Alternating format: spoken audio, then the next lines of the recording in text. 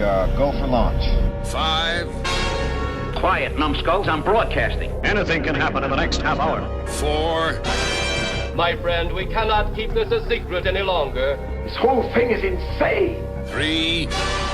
Quiet, please. I am analyzing. Where's the kaboom? 2. There was supposed to be an earth-shattering kaboom. 1.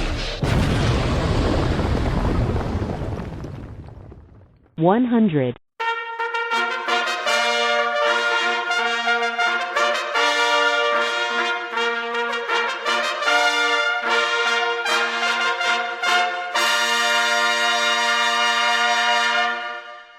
This is episode number 100. I don't even know what to title this thing, but let's let it roll. Greetings, my fellow galactic travelers, and welcome back to Planet 8. This is your mission commander Larry speaking to you from our hidden base. Chief Engineer Bob is here by my side as always in the command center, and circling Planet 8 in our orbital spy satellite is Reconnaissance Officer Karen. And on this episode, actually our 100th episode of Planet 8 Podcast, we're at the Officers Club here on Planet 8. We've invited some very special guests to dinner with us, and we're just going to be picking their brains on certain projects that they've worked on. With the technology that we have, we're able to sometimes bring back dear friends that perhaps have departed this mortal coil, but we're able to talk to them. Some of them are still here. We're going to go around to each table, and we're going to talk with your intrepid crew and their guests, starting with Reconnaissance Officer Karen. By the way, we're very happy that all of us are COVID-free now. We had a little hiccup for one of our episodes where we couldn't commit to recording, but we're back. We beat back the Xindi invaders and their germ warfare, and we are ready to celebrate. So let's go to Karen's table. All right. Thank you, Larry. Yes, it's good to be back and germ-free here on the satellite. But joining you guys for our big celebration of our 100th episode. And as we sit here in the officers' lounge with our balloons and hollow projectors and other things going off, my first guest joining me at the table is well-known actress, writer, and raconteur, Carrie Fisher. Bravo. Yes, I believe Carrie will have many interesting things to say, and I think they will get even more interesting as the night goes on. And even more interesting from the afterlife. Well, yeah. Yes. Who knows what she's been doing and who she's been hanging out with. So, of course, we'll want to talk a little bit about Star Wars, but she also had an interesting career, actually, working on scripts, fixing scripts for people. And of course, being the daughter of Eddie Fisher and Debbie Reynolds, she was, Hollywood royalty, so to speak, and saw a lot of things, heard a lot of things, probably a lot of things she shouldn't have as a child. So I think she will be a very interesting and entertaining guest to have here on Planet 8. Absolutely. I saw a documentary with her and her mother before she passed away. Yeah. Very good documentary. Oh, man. I never knew they lived right next door to each other. I mean, you could literally knock down a wall and they'd be in the same home just about. But it really gave insight into, I can understand how her mother's heart broke, when Carrie passed. But what a wonderful relationship that they shared. And even, her brother, there was it Reno or Vegas, Walker, and they go in there and Debbie's performance, she's like, oh, my children are going to sing too. And they're like, oh, okay. We'll do a little, song and dance here. Yeah. And, she was quite a a smart ass, and her mom though wouldn't let her get away with it. They went back and forth with each other. I do remember one time though, I think it was one of the very first times Carrie Fisher was signing at a convention when we were in Pasadena, and it was an amazing convention because they had Shatner and Nimoy there. Mm-hmm. And they came out on stage together, and Shatner and Nimoy were, doing their routine together and, talking about things, taking questions. And then all of a sudden, Carrie Fisher came on stage, and everybody was surprised. And she walks right out and grabs Leonard Nimoy and kisses him. Yeah. And Shatner was like standing there like, what am I, But yeah, that was really funny. So yeah, I think she would be a fabulous person to have for a dinner guest. Well, she had like quite a thing going back and forth with Shatner, just on which is better, Star Wars, Star Trek, and they'd be cutting each other down and those franchises down, and yeah, it was hilarious. They were doing that on social media and on YouTube and everything else. Mm-hmm. It's so funny because we're not part of that private life until tonight at our dinner party. Well, what would be surprising is if one of us has Shatner at the table. Well, we'll see. I mean, that could make for some party. But yeah, these friendships that they have within their industry, and it crosses lines, and sometimes they get to start together in a project and sometimes not, but they have Shatner used to date Debbie Reynolds, I'm sure, back in the day. No, just kidding. Anyway, welcome to the party, Carrie. Let's jump over to Chief Engineer Bob's table. Bob, will you regale us with who is your first guest you'd like to introduce tonight? Well, before I get to my guests, there was one, like a movie, TV show, whatever, I would have loved to see, but of course it's too late now. I would have loved to see anything where they would team up William Shatner with Adam West and Jack Palance, and just let them all just overact for like an hour and a half or whatever, and just eat up the scenery for an entire movie or TV special or something. Hey, I would buy into that. So yeah, that would be my secondary table. Well, we should do an episode where we cobble together a project with, certain people. Because, I mean, honestly, if you could get Ernest Borgnine, William Shatner, and John Travolta in Devil's Reign, anything's available as possible. That's an amazing film. But maybe we'll get into that in another episode. Yeah. Eddie Albert's in that one too, right? Yeah. I think so. Yeah. Anyway. Mr. Douglas. Yeah. Go ahead, Chief. All right. I guess, I kind of have a little theme for my table, and I'll let people figure it out as we go along. But my first guest, and yes, I would have to bring him back from the afterlife, would be AIP monster maker Paul Blaisdell. Oh. Ooh. And Paul Blaisdell always amazed me, because you'd have, Sam Markoff and Jim Nicholson just kind of like throwing projects at him, because obviously they would come up with a title and a movie poster and then make a movie out of it. And then it was always up to Paul Blaisdell, usually over a weekend, to throw together whatever the main monster was for that movie. And he would do this with, rubber, paper mache, and pipe cleaners, or, whatever he had laying around his garage, and still came up with some pretty iconic creatures. I mean, you think about films like It Conquered the World, The Day the World Ended, She Creature, all of these were just amazing creations, and it did break my heart to see a lot of his masks burning at the end of How to Make a Monster.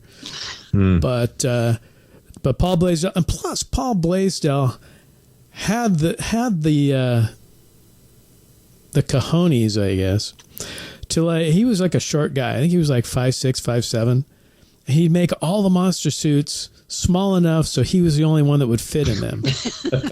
So even though, Arkoff maybe gave him, like $1.25 to make this monster over the weekend, he doubled down and would play the monster in the movie, and then he'd get a little more money out of that. But he's definitely, and I get, we see him in Ghost of Drag Strip Hollow, where they kind of reuse the she creature suit, and at the end, kind of in a Scooby-Doo moment, they take the mask off, and it's Paul Blaisdell underneath, as this little meek, mild man who was playing the creature.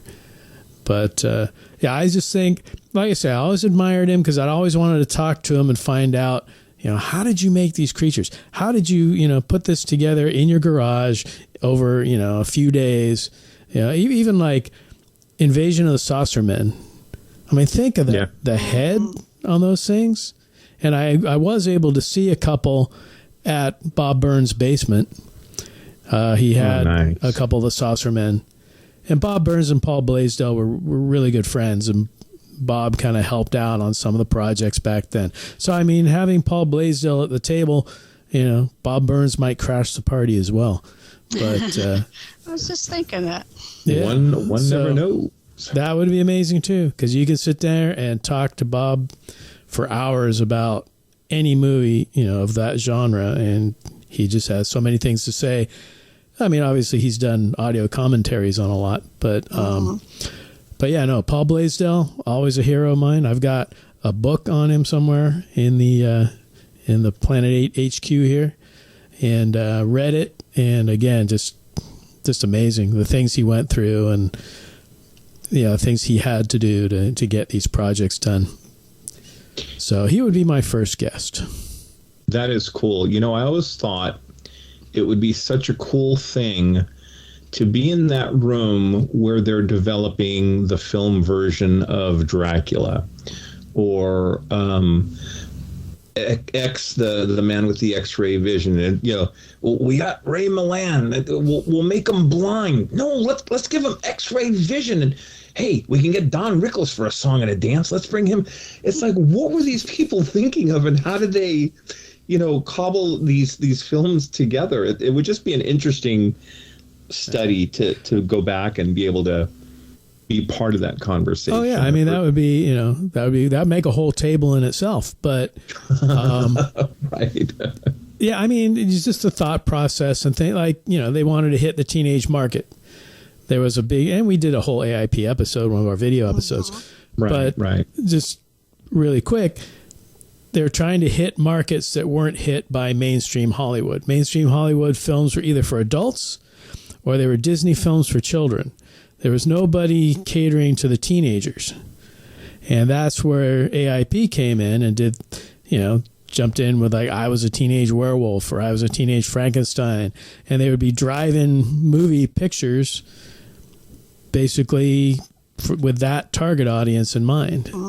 And they hit a little gold mine, and then, they would go on to create other genres, whether it was the beach movies or the motorcycle movies or what have you. But right. But yeah, Paul Blaisdell, big part of that. Some absolutely, and some had bigger budgets than others. What was that one we saw, Walker? I think it was Teenagers from Space.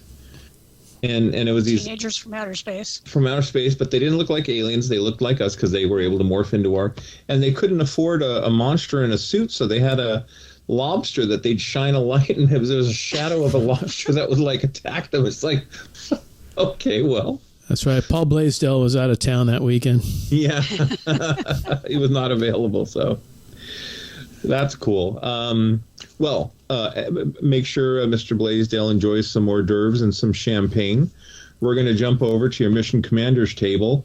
And I don't know what they put in the champagne tonight, people, but your premonition of Mr. Bill Shatner being here tonight has come true.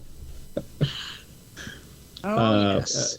And I want to thank William Shatner for allowing us to call him Bill. Only his close friends and those buying drinks are allowed to refer to him as Bill. So love or hate those people that run the creation conventions. We've been to some really good shows with, Carrie Fisher, Bill Shatner, Leonard Nimoy. Scotty, Jimmy Doohan. But I remember them introducing Shatner as the man. It was like, the man. So we always refer to him as the man now. I always said the Shat. He's referred to as many names by many people. But man, I mean, you talk about a career, working in theater with Plummer. Christopher Plummer. Christopher Plummer. Yeah. I mean, starting, off in like Twilight Zone and Outer Limits and, some other shows that they had back in the early ages of television, black and white, and getting Star Trek because he didn't get the first go around at Star Trek, because they were going to do a second pilot. He became available and, he got fame playing Captain Kirk. And then, you read his autobiography and hear stories at conventions, and he was living out of his car after Star Trek. There were no residuals. Camper truck.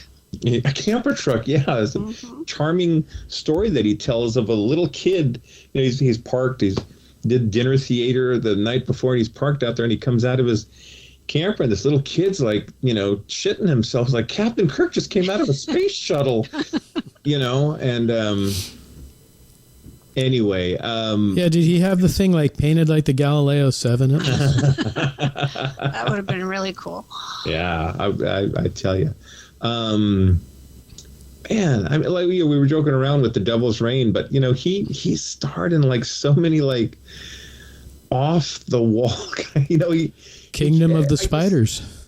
Yeah, they were fighting stereotypes, and the Kingdom of the Spiders, which isn't that bad of a film. He did what he had to do to keep working. He was divorced, like a lot of people in the 70s. I mean, divorce rates really went up in the 60s and 70s. He was a divorced man with, I believe, 3 daughters. Yeah. And he had to keep working, right? So he just kept working. But, like you say, you read his autobiography, and it was a hard time for him. He really felt like he had hit bottom, and you could say he probably did hit bottom. And but he kept working because that's what you did. You just kept working. But then you look at what happened and how his career had a resurgence, and he started to kind of embrace the Kirk thing. And then he got on shows like, he had, even T.J. Hooker was kind of an up for him, because it was his show, and then Boston Legal and all that. And hey, don't forget Barbary Coast. I think that was he might have still been in Shatner the and what was it, Doug McClure, I think. Doug McClure, very good, Bob. Hey, look, he had guest starring roles on the $6 Million Man. He was a working actor, and if you guys haven't heard his album, this is 10 or more years ago, Has Been. Some really, really good. There's one song on there that is so reflective of his, career and who he is. God, what's it called? It Hasn't Happened Yet. Yep. Where he does have self-doubt, even at that stage and age in his life. He's a very bold and brave man. Look, he could be a jerk to some people too. I mean, there's also the CD of him going back and forth on sabotage. Well, kind of like my favorite Shatner story, and I haven't heard him tell this in a long time. This was in like an old interview. Is it was shortly after Star Trek, like probably early 70s, and he was out at some amusement park somewhere with his daughters. And there were these teenagers like harassing his daughters at this amusement park. And so they were in line for something, and he told them to, hold the place in line. I'm going to go to the snack bar or whatever. And he went out and searched for these teenagers, and he thought, hey, I'm Captain Kirk. I can take these guys. I'm Captain Kirk. And he found them, and they kicked his butt. And so he went back to line, and that was it. But that was when he realized that in real life, he's not Captain Kirk. Indeed. Well, and to us tonight, he's Bill. So again, thank you, Bill, for being here. Let's kick it back over to Karen's table. Walker, who's your next guest? Well, with Carrie Fisher there, you really need somebody who can keep up with her. Oh, absolutely. She's quite the wit. So I am bringing on actor, art expert, and fine chef Vincent Price. Nice. To my table. Mr. Price, certainly quite the raconteur himself, having quite a career in Hollywood, starting out in what would probably be thought of as dramas or melodramas, occasionally having a romantic role in films, but probably best thought of nowadays as appearing in horror or thriller films. Mm-hmm. Actually, Thriller, literally Michael Jackson song. We did a whole episode on Vincent Price, and he was quite the Renaissance man. Just amazing all the different things that he did in the course of his life, and from all appearances, a very well-liked man, but quite funny and quite the biting wit. So I would love to bring him to our little celebration tonight. Absolutely. What great conversations to be had. We were at a show, I think it was Monsterpalooza, and his daughter spoke Victoria. With, yeah.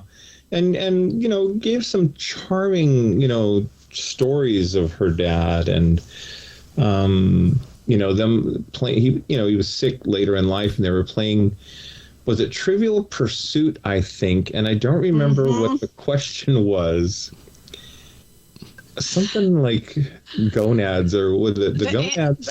The answer was, I think, gonads. Well, and he's, they think he's sleeping, and he opens his eyes and calls out balls. You just think in his voice, and it was the right answer, and they're like, "Oh, Dad, you got 10 points." Well, I just hope he doesn't come dressed as Egghead.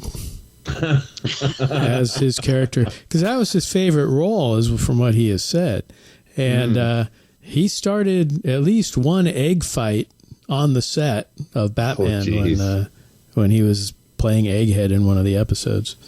That's funny. So we don't need a lot of food fights at this party, but no, if we do, we do have Vincent. Have the droids clean it up. It's still quite messy. Right. So we don't need that happening. But he's just such an amazing actor, because he could be so terrifying in some of his films. And then you would see him, like as a kid, I just always remembered seeing him on talk shows all the time, Kind of sure. Yeah, he was always on these talk shows, and he was always like cooking and stuff, and he just seemed like this nice man. He was like, "Oh, let me show you how to do this," and he was always so friendly and everything. And then you'd see him in something like House of Wax or Dr. Phibes or something. It's like, oh geez, Dinah, I'm going to show you a souffle, and yes, House of Wax opens Friday. But I can't imagine not having a good time with Vincent Price. It's funny, and I'll let him know. My mother to this day will not watch either of the Dr. Phibes movies because it freaks her out. Him talking through, the xylophone or the neck.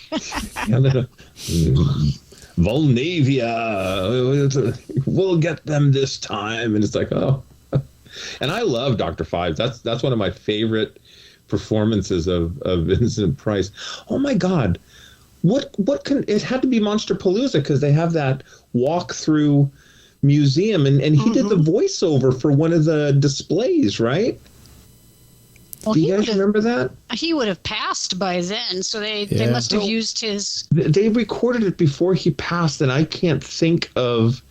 It might have been like an old recording, but didn't he also do one of the introductions to the Haunted Mansion for Disney? Mm-hmm. For Disneyland? France, okay. the haunted. Yeah. God, I'll bonus points for anyone out there listening to this. It was like in Milwaukee or something like that, and it was like a friend of his, and so he did it, and it was like a manner of. Anyway, maybe I just dreamt it too. Who knows? It's quite possible, but if a listener knows what the commander is talking about, you get the Planet 8 No prize. Mm-hmm. Well, what a wonderful guest. I think we'd all be rushing over to your table asking him questions. Let's go ahead and excuse ourselves over and kick it over to Chief Engineer Bob's table. Bob, going with a theme. Who's your second? Well, I got to say, Karen's second guess was an excellent choice. So, sticking with my theme. My second guest, who is actually still alive, much like Mr. Shatner, but also much younger, is monster maker Shinichi Wakasa from Japan. And, I was trying to, think if I should have any Japanese guests because I'd need a fourth chair for an interpreter, but Shinichi, he speaks fairly good English, so I think we're good.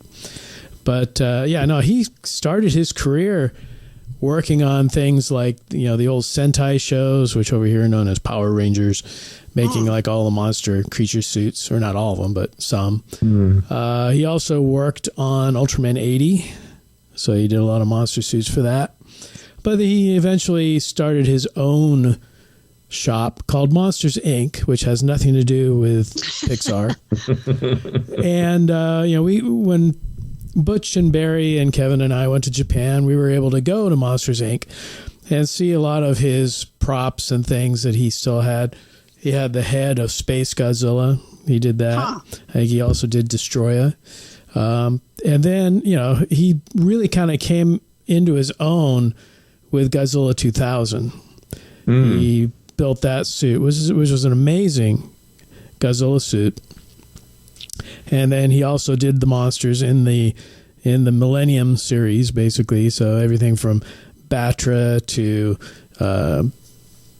Ghidorah from, I guess it's Monster X Ghidorah from Final Wars, and quite a few different. He did all the Godzilla suits. I think he also did Godzilla and Anguirus for Final Wars. Did he do the Megaguirus, the mosquito one? Yes. Okay, that is very cool. In fact, when we stopped at Toho, I have a picture of I'm holding the Megaguirus head.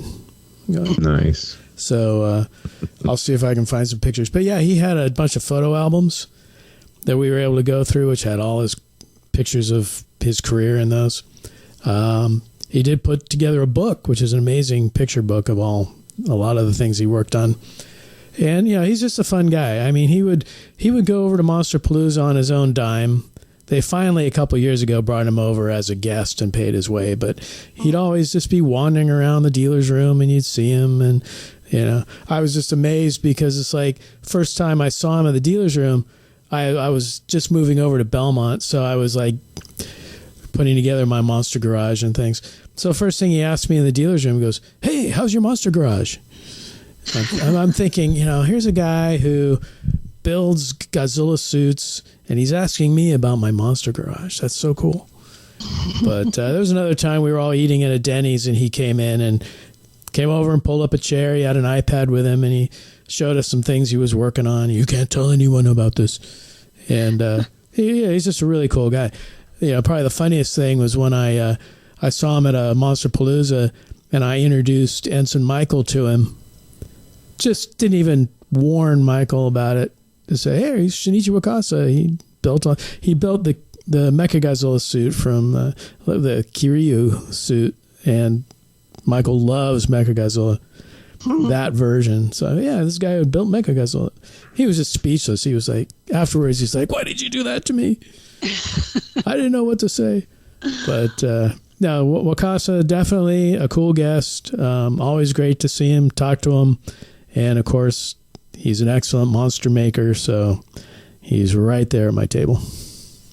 What do you think Paul Blaisdell and Shinichi would talk about? Well, Wakasa has a much larger budget to work with and more time, I'm sure, than Paul Blaisdell does. But again, you know, when Wakasa comes over here, he's always talking to all the different makeup and effects guys because he always wants to learn from them.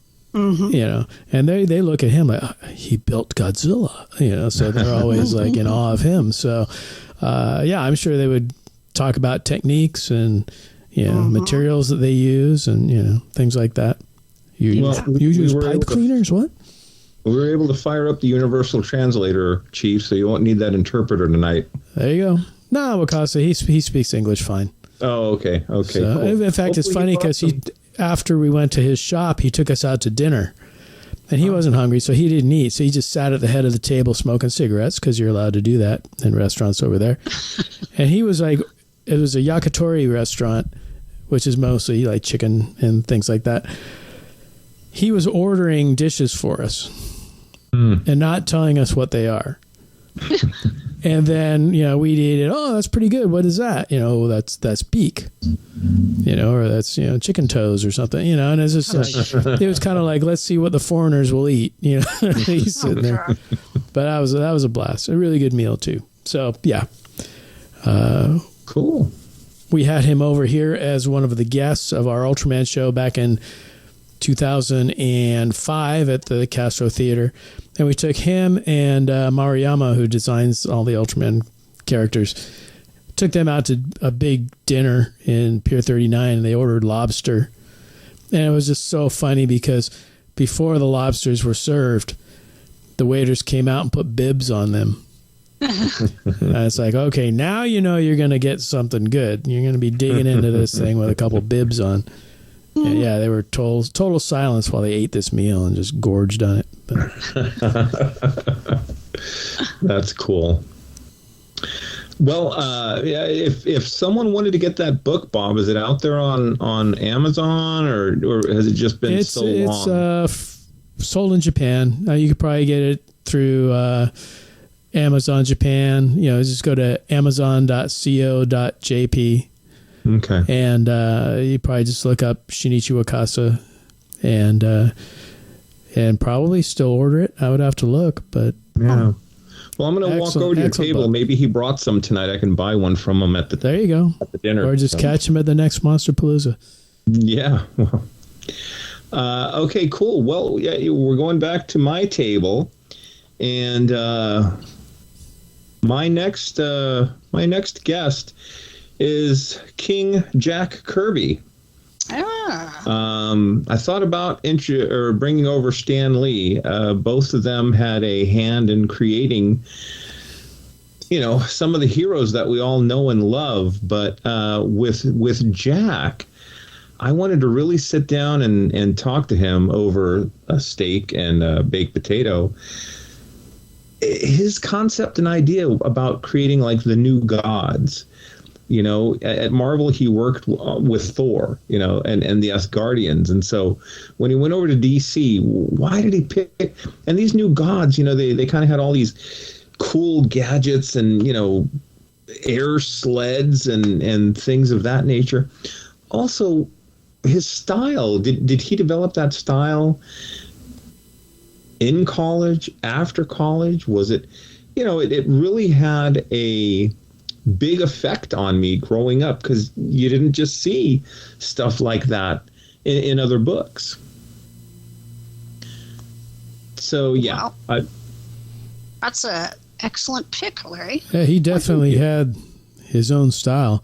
You know, it's funny because I got this like tattoo on my leg that takes up my whole half lower leg, I guess, on the left side, with Ultraman and Baltan, the alien Baltan.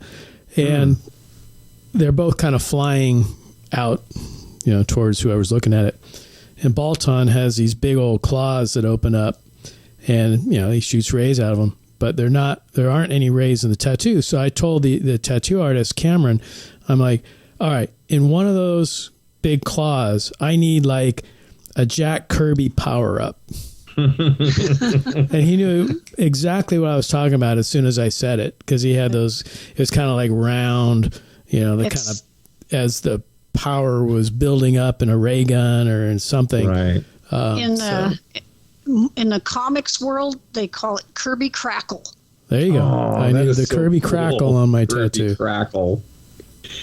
The jet exhaust or propulsion in our Planet 8 T-shirt, the rocket. Jay designed that with Kirby with the little dots, to give it that like power. It's so fun talking with my buddy because he's like, oh, I did this, and I was thinking about that when I did this, and it's cool because Jay, he designs T-shirts and things like that, and he does some stuff on the side, and Kirby really influenced so many artists. Yeah.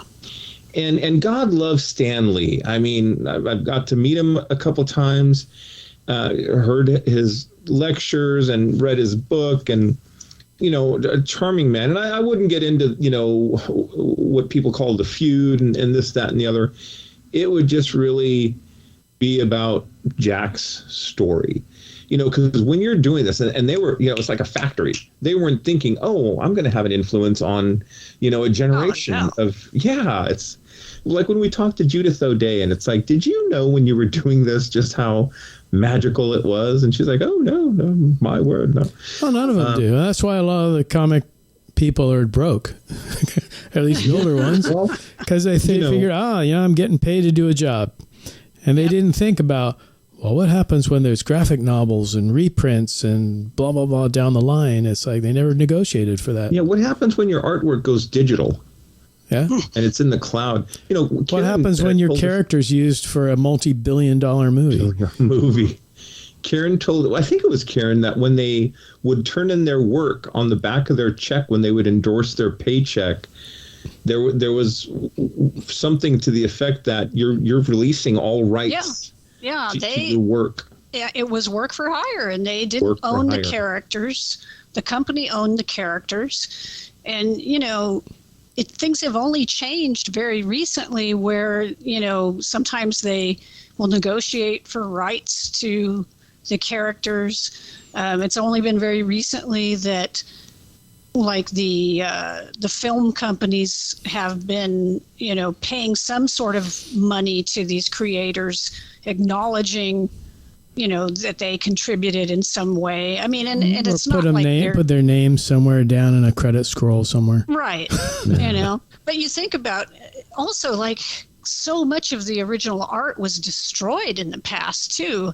A lot of it, they would take it, the artist would mail it in, and the inker would ink stuff in, and then they would photostat it, and then they would do color and stuff. And a lot of times those pages would just get trashed, So, and now, like, artists are making hundreds of dollars off of original art, So, yeah, Kirby started out in the late 30s, I think, early 40s. Of course, then he was went overseas for World War II, fought in the war, came back to draw comics again. And you think about all the years, we always think about Kirby at Marvel in the 60s and then early 70s and going to DC. But, I mean, he was drawing comics for decades before that. True. And you think about all the work and struggle he had for, all those years until finally, you start to get a little recognition. And then, like, as you said, then there were other projects. He started to do some art for cartoons. He did all the designs for, like, Thundar the Barbarian and then other projects that came along. But really, I don't think he ever got the recognition in his lifetime that he deserved. No, I don't think so either, and that's unfortunate. And again, I have nothing against Stan Lee, but I know that when Stan started in the comics, industry. And Stan Lee even said this. You know, he was like the kid that ran the mail and the copies and stuff. He wasn't Stan Lee yet. He was Stan Abramowitz. And he left and came back and when he came back, he got into the bullpen and started writing and collaborating and anyway, yeah. And unfortunately, Jack didn't see his success until way after he had passed away. So we're thrilled to have him here tonight, and everybody raise a glass. We'll give him all the accolades he deserves. That's right. Yes. He gets his flowers. Okay, and on that, we're going to go back over to Karen's table. Walker, who you got for us? Well, the third pick was the hardest pick. Now, I will say I had thought about inviting Mr. Shatner. And there were other people I thought about bringing in who were great producers of film or TV or, renowned writers. But I thought maybe we should go with the wild card. Oh. And they don't get much wilder than Lon Chaney Jr. So, line up the bottles at the table. Let's get the party started, kids. Now, Lon Chaney... I thought I heard someone howling from the men's room. Our alcohol bill for the party just went way up. Yes, Lon Chaney Jr. There's been so many things said about this man, and a lot of them are probably true. But I gotta say, every time I watch The Wolfman, I'm almost brought to tears because he is such a tragic character, and even in the other later films, Frankenstein meets the Wolfman, and Larry Talbot is like the most tragic character in all of monsterdom. He doesn't want to be this monster, and right. Lon Chaney, he you could say what you want about his acting. People said, oh, he's very limited or whatever. He did a great job in that role. He really brought out the pathos and all of the feelings that one might have in that situation. And of course, then he became kind of the go-to monster guy. Right. For Universal. He played Frankenstein's monster, he played the Mummy, and he even had a turn as Dracula, or was it Dracula's son in Son of Dracula? Son of Dracula. Alucard. Now, how did they come up with that name? My favorite part of that is when he does the coffin surfing in the swamp. He's riding that coffin. Well, how cool is it that he has the distinction of playing almost all, if not all, of the Universal classic monsters, other than the creature from the Black Lagoon. Yeah. But he was an alligator people, so you got to give him a little bit of, That's I'll right. get you, alligator man. I'll get you. And yes, and was also known to be a very ornery guy. Liked the alcohol, especially later in life. A friend of the show, Streffen, he did a great documentary. You go to novemberfire.com on Jack Pierce, and there's some audio excerpts of Lon losing his temper. It's hilarious now, but at the time, I'm sure it was quite upsetting. But yeah, he had some problems with Pierce over the makeup. Yeah. So. Well, you would too if somebody sat there for hours gluing yak hair on your face. Yeah, might not be too happy about it after a while. Yeah. Well, the well probably ran dry after that first hour, and Well, anyway, I digress. But yes, I think it might be fun. Although we might need to have some security officers present. Absolutely, we have a Planet 8 security stationed with, not with, but near your table, Karen. I don't want to alarm your other guests. But between Lon Chaney and Carrie Fisher, I mean, God Almighty, we can have a ruckus over there. So who knows what'll happen? Okay, well that was an excellent pick. Bob, yes. Who you got for your third guest? Well, in keeping with my theme, the third one, who is also still alive, although he is retired. I'm going for Rick Baker. Oh, nice. I think pick, buddy. I think Rick would be a fascinating guest. Oh, yeah. I mean, he basically started out in high school building fake limbs in his dad's garage.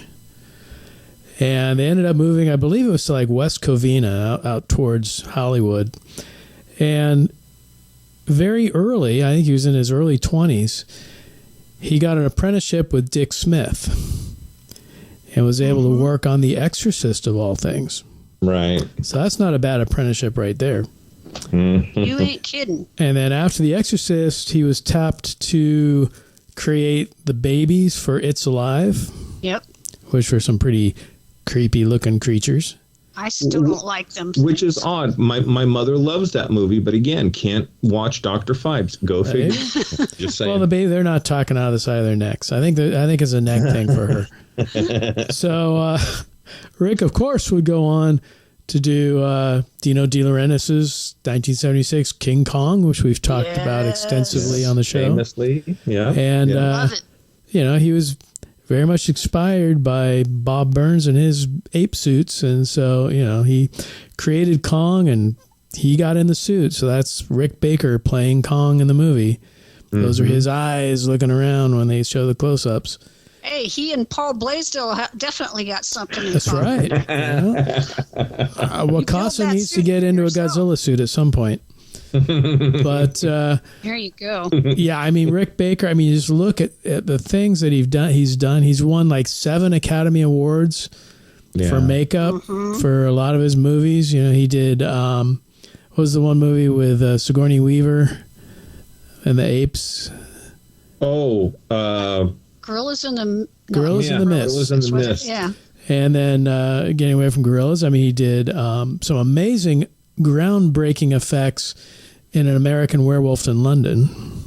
One of my favorite werewolf movies. That was the first time you saw a practical change from human to werewolf. Yeah, with the all the hair growing out of the body, things like that. The hair, the whiskers, the nails, the limbs extending.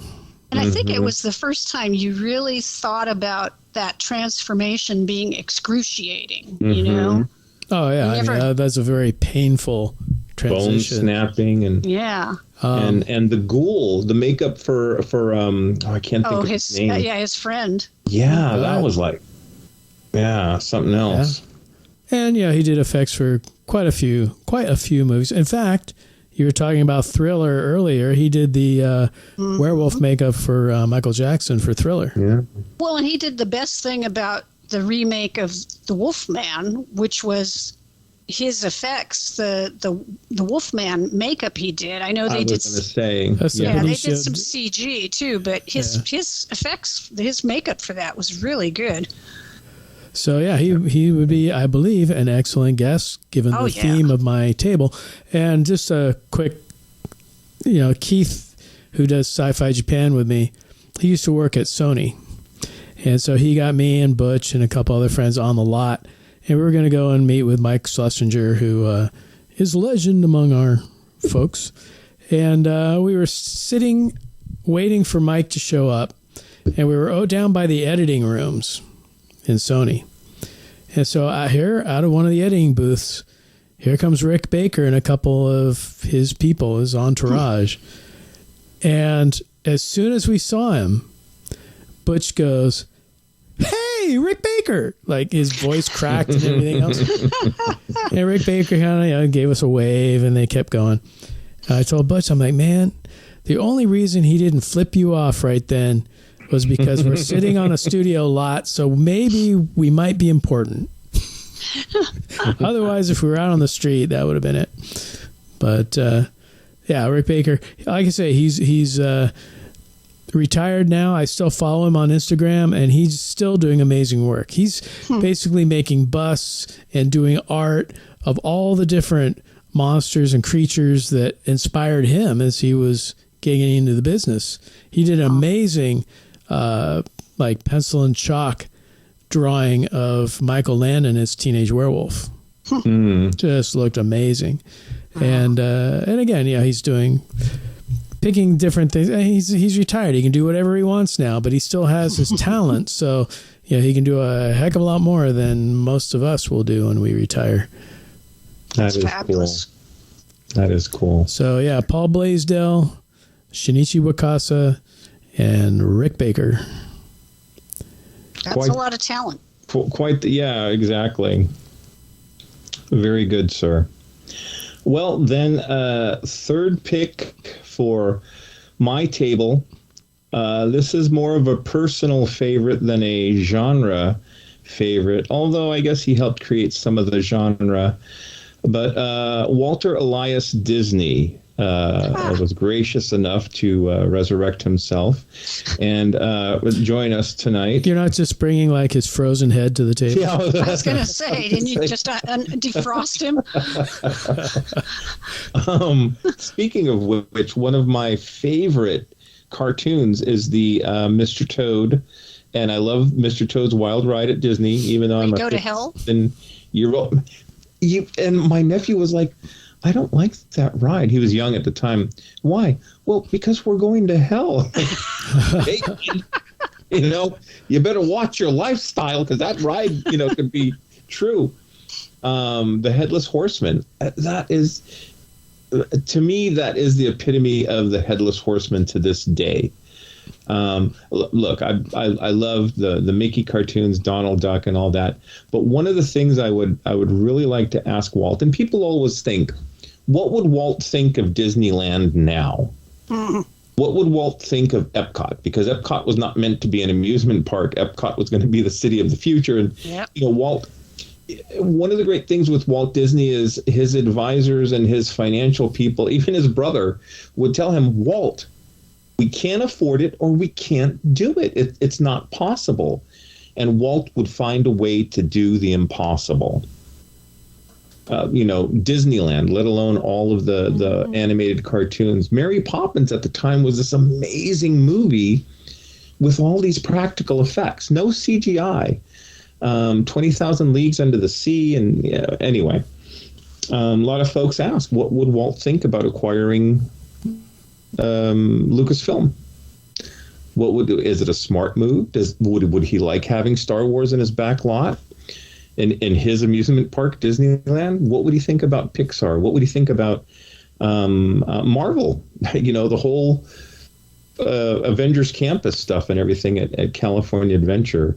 It makes money for the company, but is it what Walt would have done? One of the hard things that the folks at Disney have trouble figuring out is Tomorrowland, because by the time they modernize Tomorrowland, that technology is already old. It's it's like your laptop. Every 6 months, there's something faster, stronger, bigger, better. Well, I mean, growing up with Disney, and they were family films and things, but you mentioned the Headless Horseman, and Mr. Toad's Wild Ride, or even like Fantasia. Right. The dinosaurs. Dinosaurs and Night on Bald Mountain. Yep. Disney had a way of bringing in these sort of horrific elements, but not pushing the envelope past the point where all these kids are going to have like nightmares and get scared and never want to go to Disneyland again. They had a way of taking these horrific elements and presenting them in more of a family-friendly type of process, but they were still pushing the envelope on a lot of that. Mm-hmm. Yeah, absolutely. And some people hated Disney, and most people loved Disney. I was reading an article where, he was working on Peter Pan, and he was so invested in that film. They were watching, the dailies or whatever, and Walt was mouthing all of the lines for all of the children in the cartoon. And, he just, I think he would be a fascinating person to talk to about, his life growing up and getting Walt Disney Pictures started, animation, the parks, and where would he have taken them, today if he was around. There was an article I read, I think at the Disney Family Museum, where they were like, "Oh, Walt, your fans, love you," and he's like, "Well, they love Walt Disney, Disneyland Disney. Walt, I'm just an average man, I like drinking gin and tonics. I don't think the kids would really appreciate that, Walt." And, it's, I don't know, it's just, he has made a lasting legacy that worldwide. I mean, what would he think about Disneyland Paris? Would he embrace it? Would he think they did too much, too little? I think he would be fine with all the different Disneylands and Disney Worlds and what have you. But I think the thing with Walt is Disney was created and the parks were created to push their creations. Mm-hmm. Exactly. Not somebody else's property like a Star Wars or a Marvel or, Pixar kind of, they kind of blend in. But, with Walt, they were creating, they were making these characters, they were building the rides based on their creations. So to have an Avengers campus or a Star Wars land or whatever, I don't know if that would have really fit in with Walt's game plan if he was still around. There are a lot of people that think that, Bob. I mean, most of the stuff when Disneyland first came out was a living commercial for Sleeping Beauty's castle. Sleeping Beauty hadn't come out yet. But, they built the castle based on what was going to be in the cartoon. Pirates of the Caribbean. There was no Pirates of the Caribbean movie at that time. That's one of the funny things. The movie came decades later. But Walt wanted to do a, Pirates themed ride, the Haunted Mansion. There was no project or anything. So he was starting to build out New Orleans Square. Walt loved New Orleans. He loved jazz. He loved mint juleps. Famously, there's a story where he was going to put a park in New Orleans, and his friend, who was, I think, the governor, had said, "Well, we're going to charge you an arm and a leg for the real estate now, Walt, because we know, you're buying up that property." And Walt's like, "What? That's just the worst thing." Walt got pissed, bought property, had these dummy shell corporations buy a bunch of acreage in Florida, planned to build, Epcot and Disney World out there, and he said there will not be a New Orleans Square in this park. Screw, whoever the. So that's why you have the Revolution themed. Yep. That's really interesting. I do wonder because Disneyland was totally set up to push the movies and TV shows and everything that they were doing, but then since they've acquired all these other studios and businesses, essentially they are pushing stuff, but it isn't the same as Disney made. I mean, it's not like it's acquired. Right. It's not like the Moanas and Frozens and all that kind of stuff. Mm-hmm. So I don't know. I think Roy Disney was much more the money guy. Absolutely. And so he might look back on this. He might look on this and say, "Well, hey, we're expanding, we're growing, we're being successful." Decision. Exactly. Whereas Walt, it might be, this isn't what my dream was all about. So I don't know, but I would love to sit and talk with him about it. And he's just such an inspiring person. He is. I mean, no, go ahead. I was just going to say, you hear a lot of stories. There's some not so flattering, but I would just say that I think his achievements are very inspiring. I would agree with you. Absolutely. And, he and his brother did not always agree, but Roy always ended up going with what Walt decided. He respected Walt, and Walt loved and respected Roy. And, you know, one of the touching things, and Walker, we've talked about this before, in Disney World, actually, someone told me they don't have it there, but, you know, one part of the park where the castle is, it's Walt and Mickey, and there was, you know, a statue of Roy sitting on a bench. Yeah, Roy was sitting with Minnie on the bench in the circle when you first come in. Yeah, and it's a shame if they took that out, but, you know, Roy spent the last years of his life fulfilling his brother's dream by bringing Disney World, you know, to life. And anyway, I think he would be a fun person to talk with. You know, ultimately, Walt was a businessman too, though. I mean, he was creative, but he was a businessman, and some of the business decisions that he made are what, you know, drive people to not really like him so much, whether it was a union issue or you know, worker relations or whatnot. But anyway, that is my third guest for our 100th episode banquet. That's quite a lineup, actually. Yes. It is quite a lineup. Now, let me ask you real quickly. I'm sure each of you have at least one guest who could not make it. Did you guys have, did you want to share a guest who you would have loved to have had? Maybe they'll be available for our 200th episode. Sure. Karen? Yes, well, I would have liked to have included the great bird of the galaxy, Gene Roddenberry. Good one. So he could have told us what a wonderful human being he is and how he invented Star Trek with absolutely no help whatsoever. Absolutely. And what would he think of Star Trek now? That would be a very interesting question to ask him. With all the variations, I mean, it's funny that we have far more Star Trek now than we've ever had, although as we discussed a while back with Lord Bloodraw, sort of, you know, what is the state of Star Trek? And what is the state of Star Trek? That would be interesting to ask Mr. Roddenberry what he thinks the state of Star Trek is. Absolutely. Well, isn't it like wanting is not always as good a thing as having is not always so pleasant a thing as wanting, and that might be the case. Potentially. How about you, Bob? Did you get a show? I would have loved to invite Sam Markoff to the table. And, you know, I don't know if Paul would be too happy with that, since Sam was the one who was always like browbeating him to get these things done and all that. But what I would do is I would take Sam and I'd put him in charge of the food for this banquet.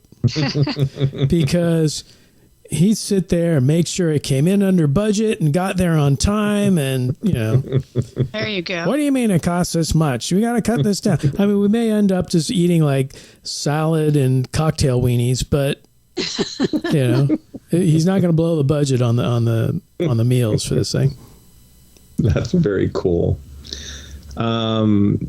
Yeah, and unfortunately, my no-show was Jon Favreau. I would have liked to have talked to him about how did he create The Mandalorian? What was his inspiration? I mean, you know, he's an actor, but he really made Iron Man. I mean, that really launched the Marvel universe. And from what I understand, he's still involved in a lot of Kevin Feige's the main person behind all that. But Favreau is parlaying his success from Marvel into Disney projects now with Dave Filoni and company. So I think that would have been an interesting conversation, some conversations to have with Mr.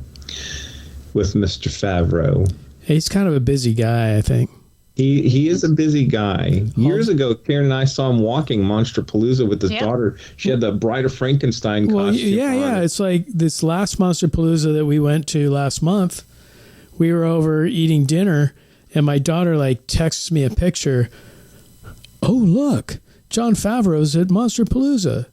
And he was like standing at a table with this guy that did the Harryhausen show with us. I'm like, damn, okay, finish up. Let's go back. We didn't see him, but yeah, he was there. That's so cool. Yeah. So, hey, our 200th episode, let's get our guest list together and, you know, we'll see if they can make it then. we'll do a seance live here on Planet 8 and talk to everybody. Oh, no. Well, my friends, this brings us to the close of our podcast, but we have to do our censor sweep. This go round, we have a lot of fun and exciting things for you folks to attend. We're going to kick it over to Chief Engineer Bob to share some of that information with us. Bob, take it away. Well, yes, on the Bay Area film events side of my life, we have our annual Godzilla Fest coming up. This will be August 12th, 13th, and 14th, Friday, Saturday, Sunday.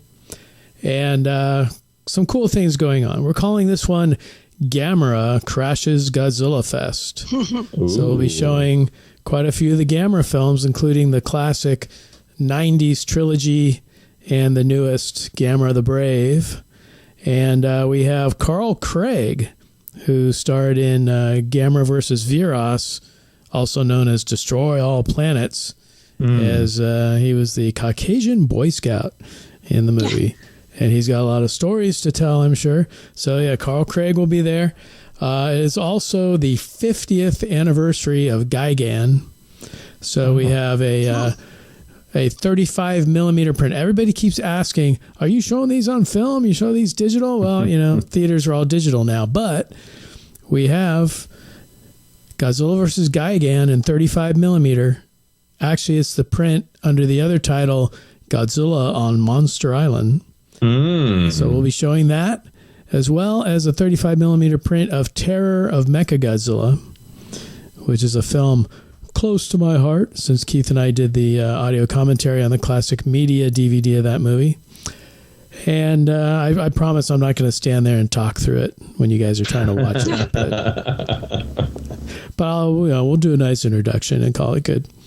And of course, we have our artists and our toy vendors and whoever else we can smash into the lobby of the Balboa Theater in San Francisco. And then the Balboa Theater, Adam Bergeron, and he runs Cinema SF. They've taken over 2 other theaters now. They've taken over the old 4-Star Theater in Chinatown, and they also took over the Park Theater in Lafayette. So we'll be doing shows in Lafayette as well, but that's not quite ready yet. But for the 4-Star Theater in Chinatown, October 1st, 2nd, and 3rd, we are doing a weekend of Ultraman. Ooh. So you can come out there. We're still talking guests. We're still talking details on that one. But you can go to BayAreaFilmEvents.com and keep an eye on the website and get all the latest information. We also have a Facebook page, which you can access through the website. And also on each page of the website, it says sign up. You can sign up on our mailing list and get all the latest scoop on everything. That is cool. So, we will be 2 shows to finish off the year, and then we'll be working on our 2023 slate. 2023 being our 20th anniversary. Wow. Oh, goodness. Yeah. So, because we started in 2003. So, 20th anniversary. And we'll be cooking up something big. Cool. Sounds good. Well, my friends, congratulations to the 3 of us on 100 episodes of Planet 8. Congratulations to our listeners for sticking with us for all this time. Well, if you go to planet8podcast.com, all 100 episodes are up there, so you can just do yourself a nice big long marathon and catch up if you haven't listened to all. Absolutely. My friends, again, congratulations. Well done. Listeners, thank you. Stay safe. Take care of yourselves. Until we meet again. Peace out. You mean we're doing more? On that note, this will conclude this transmission from Planet 8. We would like to thank all of our intergalactic audience for listening. Be sure to head on over to our website at www.planet8podcast.com, where you can get more information on this episode's topic. For more conversation, find us on Twitter at Planet8Cast. Or on Facebook at facebook.com/Planet8Podcast. We want to thank you guys for tuning in each and every episode. We look forward to your input and opinions. Until next time, this is Planet 8 signing off. End transmission. By George, he's got it. It is the end.